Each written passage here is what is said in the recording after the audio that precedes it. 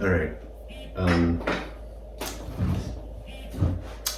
this is the in-process piece that I have. It's starting to get a little top heavy where it might do something like this. But again, my idea here is to have this form come all the way down.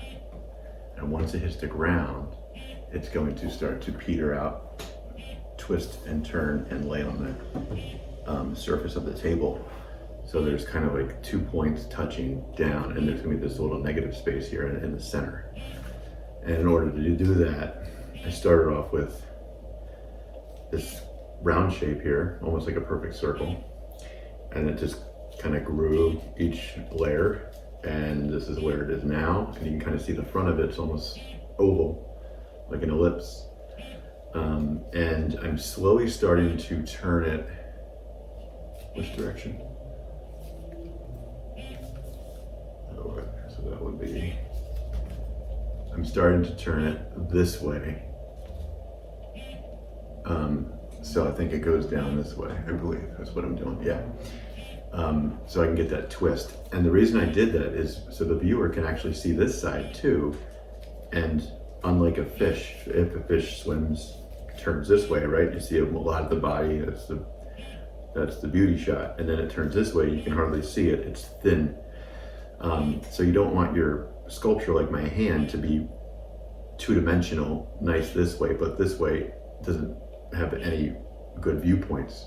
So when you're making sculpture, you think 360 in the round, 360 degrees. So every single degree should be a good view of the work. So you have to think about how can every shot work. It just can't be expected to look at this sculpture from one viewpoint. So that's the challenge here. And that's the challenge of the sculptor too. Whereas two-dimensional art, you have one vision or one perspective, and that's it. This, you're responsible for multiple. So the reason I'm saying that I'm starting to twist this down like this here is so you can see the inside of this from the front. Otherwise that would block it, and then it would turn and you would just see this kind of like line like this. So I'm each changing it, I'm kind of creating something like this where you can see both parts. What I'm going to do now is just give you a quick demo of how I'm going about this. I had a bowl in the last video, but this is getting so big now, and I'm actually standing while I'm doing this, but for the video I'm not. And not much different from the last video. I just put a little dollop of glue down, and then I just kind of like tap it a little bit so it seats well. You know, kind of get the glue around the perimeter of the straw so it sits well. And then right now I'm angling it because I'm slowly turning it this way and I'm slowly turning it down. So I'm trying to like make sure I'm angling this, continuing this curve, so eventually it kind of comes down. And I'm also trying to get it to go in this direction too. So I'm just like tapping, I'm holding until the glue starts to harden and it's in the spot that I want. And you have to kind of think a few steps ahead as you're building where you want to go, what the next move should be. And I think I'm good with that one.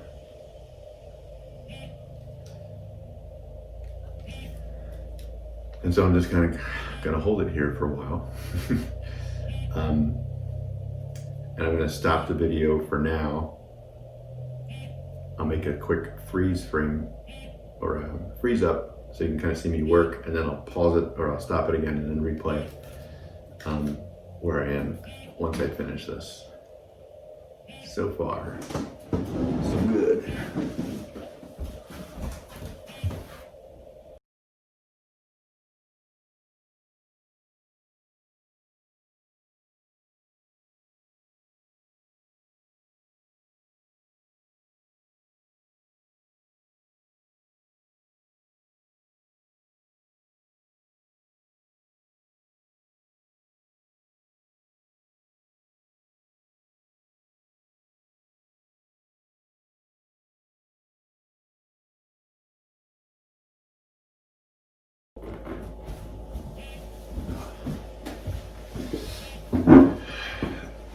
right, so I'm starting to, as you can see here, it's growing.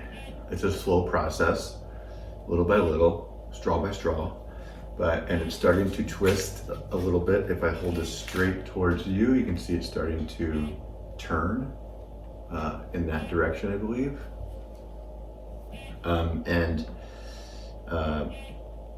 Actually, it should be going in that direction, sorry. And the other thing I wanted to say is that this plane now, this imaginary plane, or this plane here, is starting to kind of pull itself down. Once it hits the table again, it's going to go off on an angle. And this whole thing, maybe this is about halfway complete, I would say, in terms of scale for this particular piece. In terms of your scale, I mean, your models were about this big. I think your main sculptures should be in the range of twice the size of this, right? You know, around this scale. So if you look at me, I'm 6 feet tall. Let's just say this is about 2 feet. I can actually measure this right now. If you just give me a second.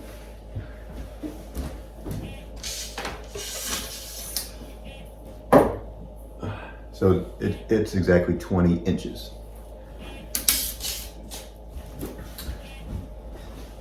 And that doesn't mean that your sculpture should be 20 inches. It just means that it's much bigger than the model. And the end result of this, the height of this is 20 inches, but the length of this might be 60. Who knows? It depends. Everybody's design is going to have a different outcome. Everything's going to kind of vary in scale. All I'm trying to say is, like, be ambitious with your design, because once you're finished, then you just put the skin on and then you're done. But really think about design as you're building. All right. Reach out for any questions.